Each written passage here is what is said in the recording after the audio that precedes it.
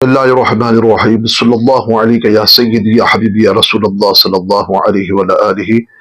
واصحابہ وبارک وسلم صلاۃ دائما ابدا علی حبیبک یا رسول اللہ صلی اللہ علیہ وسلم۔ ناظرین، آپ کے سامنے پھر ایک نئے موضوع کے ساتھ آپ کے سامنے حاضر ہوں۔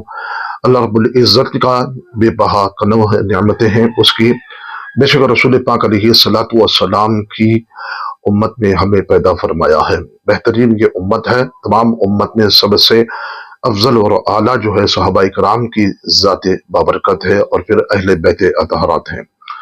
لیکن ماہ رمضان المبارک کی آمد ہے، اور اس کی استقبال، اس کی تیاریاں اور اس کی مہمان نوازی کرنا ہمارے لیے ضروری ہے،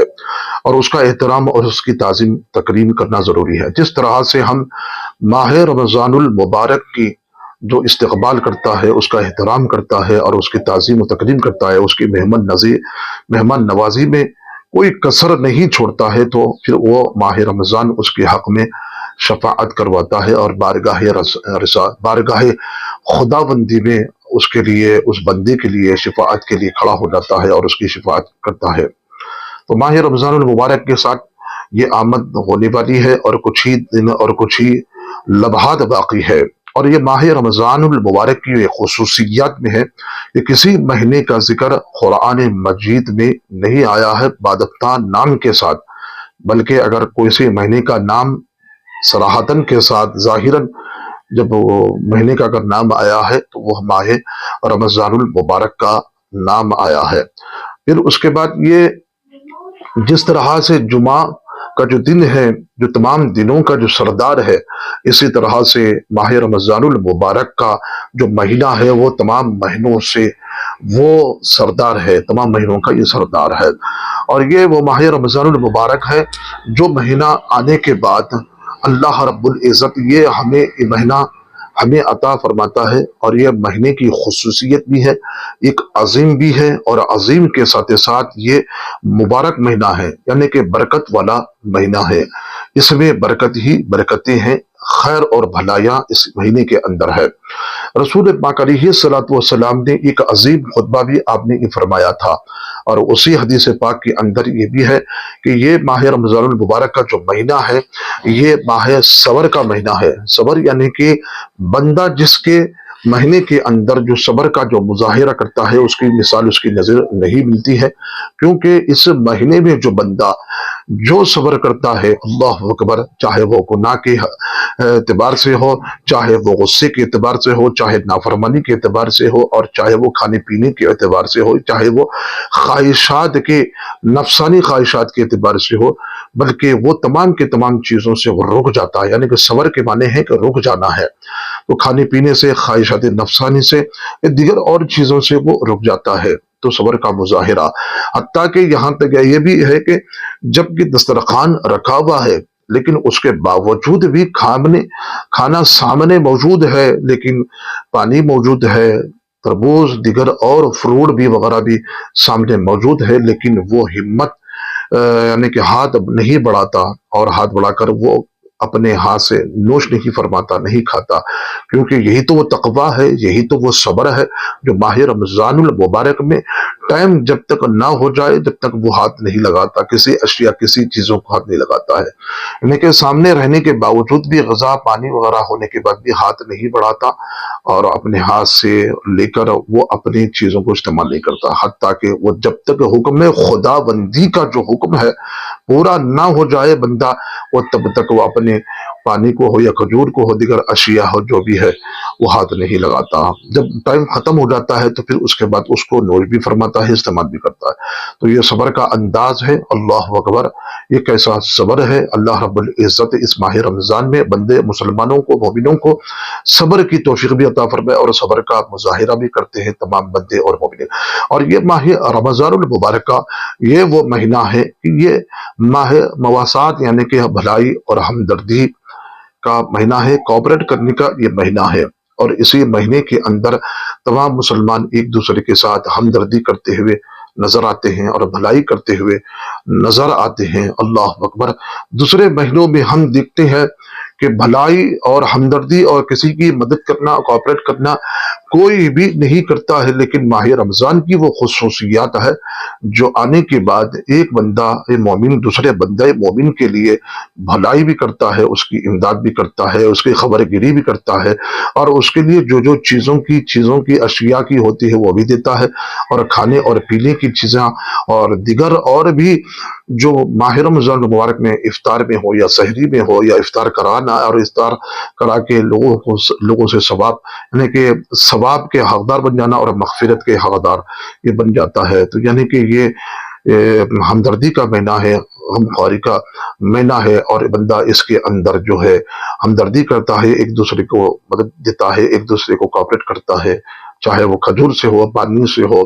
یا افطار کے ذریعے سے ہو یا سحری کے ذریعے سے ہو، اور کسی غریب مسکین کے لیے وہ ہمدردی کے لیے وہ کھڑے ہو جاتا، ہمدردی کرنے کے لیے وہ کھڑا ہو جاتا ہے۔ اللہ اکبر۔ یہ ماہ مواسات ہے، ہمدردی کا اور بھلائی کا مہینہ ہے، اور اس مہینے کے اندر اللہ رب العزت جو ہے رزق کو بڑھا دیا جاتا ہے، مومن کے رزق میں بڑھ جاتا ہے۔ واقعی ایسا رزق، اللہ اکبر، کہ حیرت زدہ ہو جاتا ہے بندہ کہ اس میں مومن کا رزق بھی بڑھ کشادگی ہو جاتی ہے، وسعت بھی ہو جاتی ہے، اور کس طرح سے وہ ان چیزوں کو اپنے ماہ رمضان مبارک میں استعمال کرتا ہے، کھاتا ہے اور پیتا ہے، اور کس انداز سے اس کا رزق میں وسعت ہو جاتی ہے۔ اللہ رب العزت کا یہ فرمان ہے۔ رسول پاک علیہ الصلوۃ والسلام یہ خود فرماتے ہیں، ماہ رمضان المبارک کی یہ خصوصیت ہے کہ جب ماہ رمضان المبارک جب آتا ہے تو گھر گھر آ کر رحمتیں اور برکتیں دے کر جاتا ہے، برکتیں فائدے ہمیں دے کر جاتا ہے۔ لوگ تو مکہ معظمہ جا کر رحمتیں اور برکتیں لیتے ہیں، پاسپورٹ ویزا کے ذریعے سے، فلائٹ کے ذریعے سے جا کر سفر کی صحبتوں کو برداشت کر کے ماہ رمضان یعنی کہ کعبہ معظمہ جا کر جو ہے وہاں کی رحمتیں برکتیں لیتے ہیں، کیونکہ وہاں پر 120 رحمتیں نازل ہوتی ہے۔ کعبے پر دیکھنے والے کو 20 ملتی ہے، طواف کرنے والے کو 40 ملتی ہے،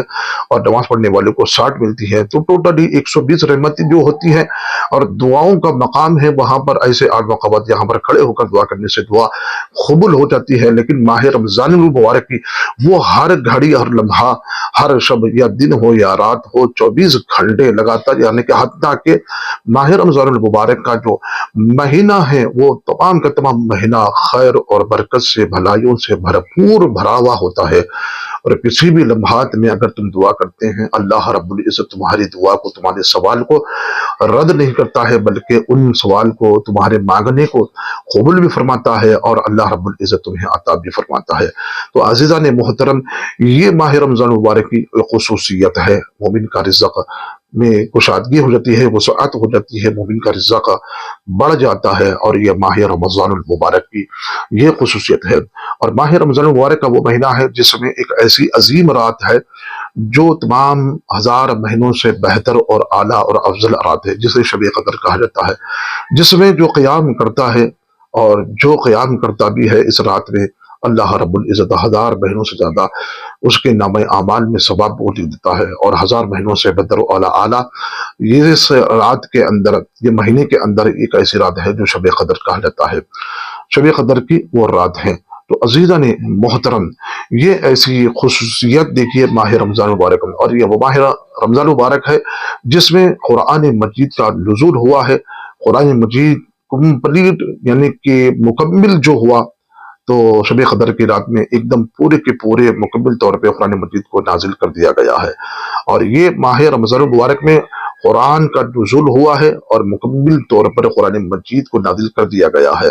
23 سال کی مدت میں دھیرے دھیرے قرآن مجید نازل ہوتا رہا، اور جبرائیل علیہ السلام ہر ماہ رمضان میں آتے اور 2 مرتبہ دور فرماتے، رسول پاک علیہ السلام جو آپس میں ایک دوسرے کو قرآن مجید کو سنایا